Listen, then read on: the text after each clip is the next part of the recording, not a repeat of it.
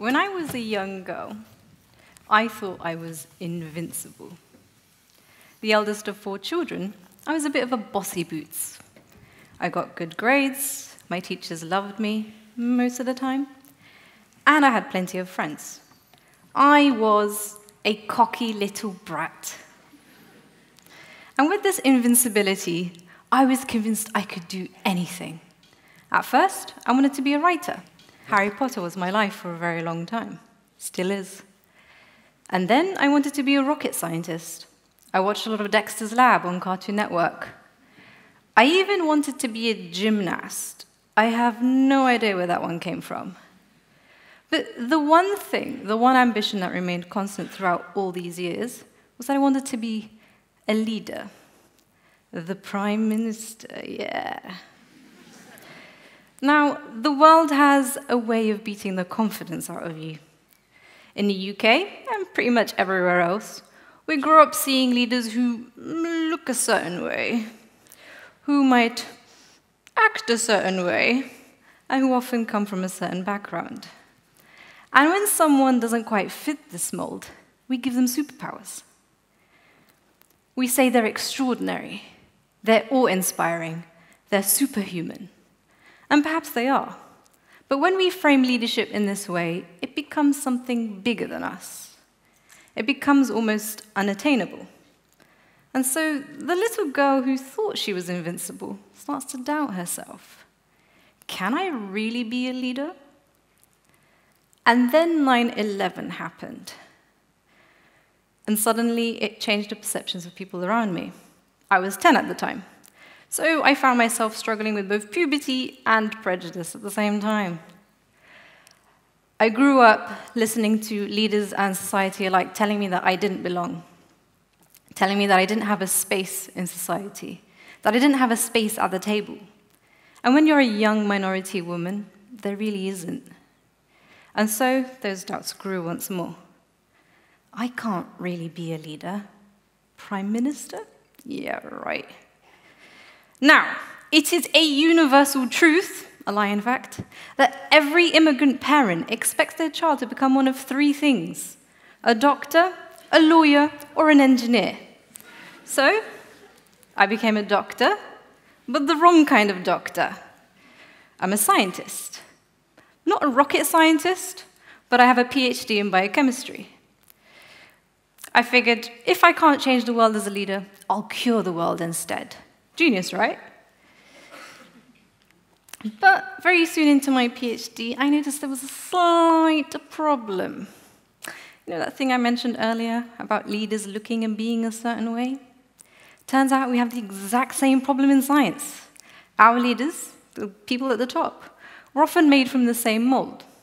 And so issues that didn't necessarily affect them, but affected people like me, youth, women, minorities, were often swept to the side. And when those issues were finally addressed, the solutions weren't exactly the best. I mean, that comes as no surprise. If you don't live the problem, you don't always understand the problem. And if your leaders live and think the same way, then the solutions are quite often going to be the same anyway. So, I'd had enough. If it was going to be the same old story, then fine. I'll force my way in. I'll make room for myself at the table. But not just for me, but for everyone else as well. So I spent a very long time talking to 2 incredible friends of mine, Christina and Ella, both young minority women who were also building their places at the table. And we had an idea. We'll work with young people, women and minorities. We'll mentor them, we'll enhance their leadership, and we'll push for their voices to be heard. That's how we'll get them at the table. But for this idea to work, I needed to claim my own leadership first. But what exactly is leadership? I mean, when you think of a scientist, you probably think of nerds in lab coats, which is actually kind of true. But I'd managed a research project worth tens of thousands of pounds. I mentored students. I sat on committees. So scientists can be leaders too, right? But how many of you know leaders who look like me? You can't be what you can't see, after all. And those little doubts from when I was a little girl started to grow once more. Am I really a leader? Now, Ella, by this point, was pretty annoyed by me. Aziza, honestly, you are so frustrating. Why do you doubt yourself so much? You have a PhD, you're a freaking scientist. It was a lot scarier in person.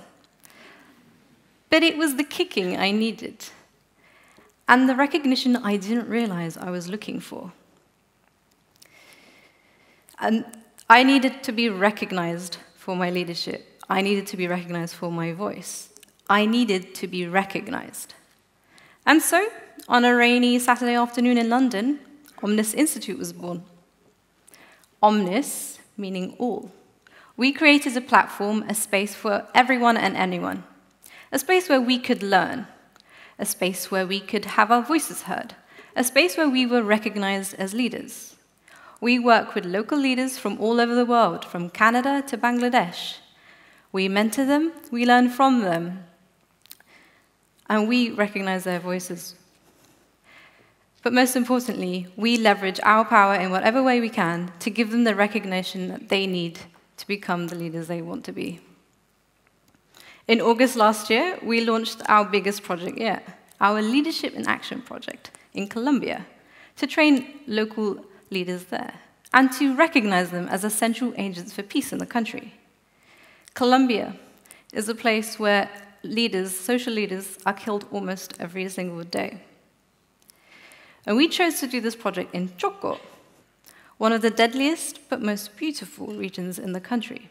So, we gathered a group of social leaders who work on everything from women's rights to ecotourism, and with our partners Unilever, we took them to a place called Nuki, a little town on the Pacific coast, bordered by jungle and ocean. It took us from the capital city 2 planes, several tuk-tuks, and a boat to get there. This place was really remote, but my God, was it beautiful. And there we worked on our leadership skills, on a program designed with our leaders, with our local Omnis team, and with the support of the local community. Now, we had plenty of amazing experiences in Colombia. We met incredible people, we shared remarkable moments, we almost drowned at sea. I'm still traumatized by that. But one of my favorite moments was from an afternoon at a school, where we ran a workshop with little kids on leadership and self-esteem. Now, each of us was assigned a set of classrooms. Ella and I, thinking we were smart, decided to pick the primary school kids in grades 2 and 3, because they'd be cute and obedient, right? Big mistake. They were definitely cute, but obedient they were not. And I think the teachers definitely would have agreed with that. Now, there was one teacher in particular, if I'm completely honest, who kind of scared me. She did not look like she was having a good day, and I really mean not having a good day. But she ran the workshop as planned, and out of all the classrooms in that block, there were 4 of them, hers was the most engaged.